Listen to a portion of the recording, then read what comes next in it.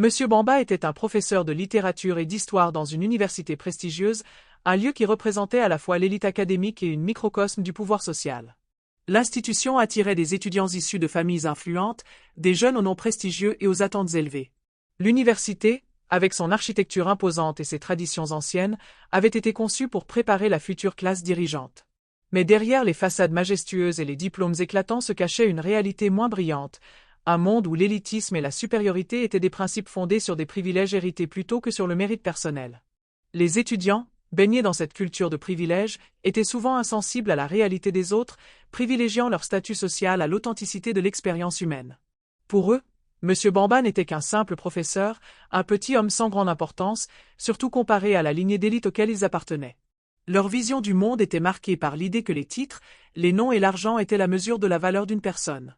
Cependant, M. Bamba ne se laissait pas impressionner. Depuis des années, il avait appris à naviguer dans ce genre de milieu. C'était un homme d'une rare dignité, une dignité qui ne s'achète pas. Pour lui, les principes étaient plus importants que les distinctions sociales. L'éducation véritable, celle qui éveille la pensée et qui nourrit l'âme, était bien plus précieuse que la reconnaissance d'une élite sociale. Il se tenait droit, avec un respect inébranlable pour ses élèves, malgré leur attitude condescendante. Ce respect ne venait pas de la peur ou de la soumission, mais de la conviction profonde qu'une éducation de qualité devait viser à libérer l'esprit, à permettre à chacun de se découvrir lui-même au-delà des frontières imposées par la société. M. Bamba n'avait pas toujours vécu dans cette sécurité intellectuelle. Ancien étudiant brillant d'une université prestigieuse en Europe, il avait dû surmonter des épreuves bien plus difficiles que celles auxquelles ses étudiants étaient confrontés. En tant que jeune homme noir dans un monde académique principalement blanc, il avait dû prouver sa valeur non seulement par ses connaissances mais aussi par sa résilience. Chaque pas qu'il faisait, chaque mot qu'il prononçait, chaque idée qu'il défendait était scrutée, parfois rejetée, souvent mis en doute, simplement parce qu'il n'était pas né dans la bonne couleur de peau. Les discriminations raciales et les préjugés étaient omniprésents dans des milieux où la couleur de la peau déterminait l'accessibilité aux ressources, au respect, et parfois même à la simple considération. Pourtant, ces obstacles avaient forgé en lui une force tranquille. Il avait appris à se défendre avec l'intellect, à répondre aux attaques par des arguments solides et réfléchis, et à maintenir son calme face à l'injustice. Plutôt que de se laisser abattre par la haine ou l'indifférence, il avait choisi de cultiver une autorité tranquille, une autorité qui se gagnait par la rigueur et le savoir, non par l'arrogance ni par les rapports de force. Dans ce monde d'apparence et de hiérarchie sociale, M. Bamba savait que seule la vérité, l'intégrité et la dignité pouvaient traverser les murs de l'ignorance. Et pourtant, en cette année-là, une leçon allait lui être donnée, mais pas par les institutions académiques, ni par les autorités sociales qu'il respectait. Elle viendrait de ses élèves, un groupe particulièrement arrogant, des jeunes qui croyaient que la grandeur d'un nom ou d'une famille leur conférait la capacité de juger les autres. Parmi ses étudiants, Maxime se distinguait. Grand, beau et riche, il portait en lui toute l'arrogance d'un héritier d'une longue lignée de privilèges. Il ne comprenait pas pourquoi il devrait respecter un homme comme M. Bamba. Maxime était un produit du système, habitué à l'idée que tout lui était dû, un jeune homme persuadé que sa position sociale lui offrait un droit sur les autres, y compris sur ses enseignants. Le premier jour du semestre, alors que M. Bamba franchissait la porte de la salle de classe, l'attitude de l'élite estudiantine se fit immédiatement sentir. Les murmures d'hostilité se répandirent parmi les étudiants, mais c'est Maxime qui lança la première pique, un regard méprisant jeté sur le professeur, suivi d'un ricanement sonore. Le vieux professeur. Il a dû se faire un nom ici, mais je ne vois pas en quoi il peut nous enseigner quoi que ce soit, dit-il à voix basse, assez fort pour que M. Bamba l'entende. Le professeur, cependant, n'éprouva ni colère ni humiliation. Il avait fait face à ce genre de préjugés toute sa vie. Il savait qu'il ne pourrait pas changer la vision de tous ses élèves d'un simple geste ou d'une parole. Mais il comprenait aussi que cette classe d'élite, si elle ne comprenait pas la valeur de l'éducation véritable, devait recevoir une leçon plus profonde que celle d'un manuel scolaire. Une leçon qui ne serait pas enseignée par des mots, mais par l'expérience même de leur propre arrogance et de leurs préjugés. Ce qu'il ne savait pas encore, c'était que M. Bamba ne vivait pas en fonction de la validation de ceux qui se croyaient supérieurs. Il n'avait jamais cherché à leur plaire. Son objectif était simple, ouvrir leurs yeux, non pas sur leur supériorité, mais sur leur humanité. Il savait que la véritable éducation n'était pas de remplir les têtes d'informations, mais d'apprendre à regarder au-delà des apparences, à voir les autres dans leur véritable lumière, et à comprendre que les vraies leçons de la vie viennent souvent dans les moments où l'on se croit le plus invincible. Les semaines passèrent, et les provocations de Maxime et de ses camarades devinrent de plus en plus pernicieuses. Au début, leurs remarques sarcastiques semblaient être des simples éclats de jeunesse désinvolte. Mais au fur et à mesure, elles prenaient un tour plus insidieux. En classe, Maxime et ses amis se montraient constamment condescendants envers M. Bamba. Ils remettaient en question ses méthodes pédagogiques, l'interrompaient en pleine explication et se moquaient de son accent africain chaque fois qu'il prononçait certains mots, comme si son origine était une faute qu'il devait expier par une soumission silencieuse. Leur rire éclatait souvent lorsqu'ils corrigeaient une erreur, leur rire bruyant résonnant comme une affirmation de leur prétendue supériorité intellectuelle. Maxime, en particulier, semblait avoir pris la décision de faire de la vie de M. Bamba un terrain de jeu pour son arrogance.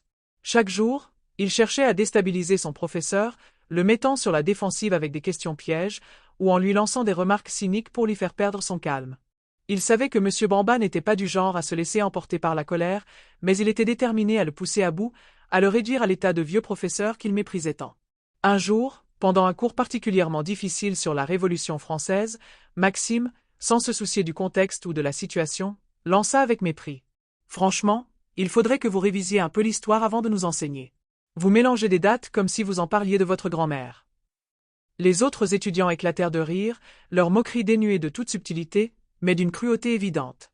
M. Bamba sentit un choc intérieur, une douleur lancinante qui se propagea dans son cœur, comme si chaque mot de Maxime était une gifle directe à sa dignité. Il ressentit le poids de l'humiliation collective, non seulement de la part de Maxime, mais aussi des autres élèves qui semblaient être complices de ce mépris. Mais au lieu de céder à la tentation de la colère, de la révolte ou de la frustration, M. Bamba se prit un instant pour respirer profondément, se recentrer. Il savait que l'émotion de la colère, bien qu'innée, n'était pas la réponse qu'il voulait offrir à ses élèves. Ce qu'il allait leur montrer était bien plus puissant que la colère, la dignité, la maîtrise de soi et l'importance de la réflexion sur l'histoire. D'un ton calme, presque paternel, il répondit. « Maxime, je comprends que vous soyez fatigué des livres et des cours. Mais l'histoire n'est pas un divertissement. Elle est un miroir de l'humanité, et vous ne pouvez pas comprendre l'avenir si vous ne comprenez pas le passé. » Cette réponse, mesurée et posée, sembla agacer encore plus Maxime. Il ne s'attendait pas à une telle sérénité face à sa provocation.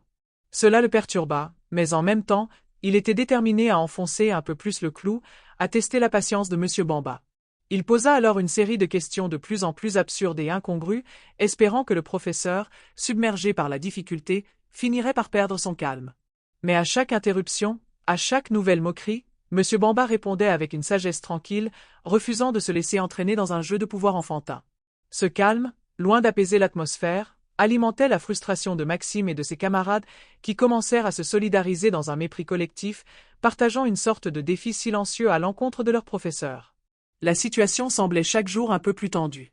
M. Bamba, habituellement un enseignant respecté, se trouvait désormais réduit au rôle de cible, la risée d'une classe qui avait choisi de le voir non comme un mentor, mais comme une figure d'autorité à abattre. Ce qui avait commencé par une moquerie isolée était devenu une véritable campagne de dénigrement. Mais M. Bamba savait que tout ceci faisait partie d'un apprentissage plus grand. Il n'allait pas céder à la provocation, mais il se demandait jusqu'où il devait aller pour enseigner à ces jeunes un principe plus important que tout ce qu'il pouvait leur apprendre dans un livre, l'humilité, la dignité dans l'adversité. Une semaine plus tard, alors que la tension entre lui et ses élèves atteignait son apogée, un événement imprévu changea la dynamique de la classe. M. Bamba avait organisé un séminaire en dehors de l'université, une rencontre avec des anciens élèves qui avaient réussi dans le monde professionnel. L'objectif était simple, offrir aux étudiants une opportunité unique de rencontrer des personnes qui avaient utilisé l'éducation comme levier pour surmonter les obstacles et atteindre des positions de leadership et de respect. C'était l'occasion pour les étudiants de comprendre non seulement l'importance de l'éducation, mais aussi l'importance du respect, de l'humilité et du travail acharné. Maxime et ses amis, toujours dans une logique de moquerie et de défi, décidèrent de se rendre au séminaire, pensant qu'ils pourraient en faire une nouvelle occasion pour ridiculiser leur professeur et son groupe d'anciens élèves. Mais ce qu'ils ne savaient pas, c'est que M. Bamba n'était pas simplement un professeur parmi d'autres. Il avait invité ses anciens élèves à partager leur expérience, et certains d'entre eux étaient devenus des figures influentes dans leurs domaines respectifs. L'un des invités, un avocat renommé, commença à raconter comment M. Bamba l'avait soutenu durant ses années universitaires, comment, malgré les discriminations raciales auxquelles il avait été confronté, M. Bamba l'avait encouragé à persévérer, lui offrant non seulement des conseils académiques, mais aussi des mots de réconfort et de force face à l'adversité. Ce fut un choc pour Maxime et ses camarades. Ce professeur, qu'ils avaient tant méprisé et ridiculisé, avait eu un impact considérable sur la vie d'autres personnes. Il n'était pas seulement un homme calme et réservé, mais un mentor, un guide, un modèle de dignité et de persévérance. Au fur et à mesure que les histoires des anciens élèves se succédaient, ils découvrirent que M. Bamba avait surmonté des défis bien plus grands que ceux qu'ils avaient imaginés. Ils réalisèrent qu'il avait utilisé son savoir et sa dignité pour élever d'autres personnes, malgré les obstacles auxquels il avait dû faire face. Cet événement fut un tournant pour Maxime et ses camarades. Leur perception de M. Bamba, ainsi que de l'éducation elle-même, changea. Ils comprirent que l'éducation n'était pas seulement un moyen d'accumuler des connaissances pour passer des examens ou se faire une place dans le monde, mais un processus d'épanouissement personnel qui permet à chacun de se découvrir et de s'affirmer, quels que soient les défis à surmonter. Il n'était plus en présence d'un simple professeur, mais d'un homme qui avait transformé sa propre souffrance en une source de pouvoir pour ceux qui étaient prêts à l'écouter. Le lendemain, en classe, l'atmosphère était différente. Maxime, le cœur lourd, se leva de sa chaise. Il avait réalisé l'erreur de son arrogance, et avec une humilité qu'il n'avait jamais montrée, il s'approcha de M. Bamba. « Professeur Bamba, » commença-t-il, sa voix tremblante, « je suis désolé pour tout ce que j'ai dit. Nous n'avons pas compris la personne que vous êtes, ni ce que vous représentez. » Les autres étudiants, qui avaient observé la scène en silence, se levèrent également et murmurèrent des excuses. M. Bamba, avec un regard empli de sagesse, répondit simplement « L'erreur est humaine. Ce qui est important, c'est d'apprendre de vos erreurs et de vous améliorer. Nous ne sommes jamais au-dessus de l'humilité, et c'est cela, la véritable grandeur. » Au fil du semestre, l'attitude des étudiants changea radicalement. Non seulement ils commencèrent à respecter M. Bamba, mais ils commencèrent également à apprécier la richesse de ses cours et de ses enseignements. Ce que M. Bamba leur avait donné ce jour-là, c'était bien plus qu'une leçon de littérature ou d'histoire. C'était une leçon de vie sur le respect, l'humilité et la véritable grandeur humaine. Maxime, en particulier, comprit que l'intellect, le savoir et la dignité sont des pouvoirs qui ne peuvent être obtenus par le mépris des autres, mais seulement par la compréhension, l'écoute et le respect mutuel. Ainsi, malgré les humiliations qu'il avait subies, M. Bamba était plus qu'un professeur pour eux, il était un modèle de sagesse et d'humanité.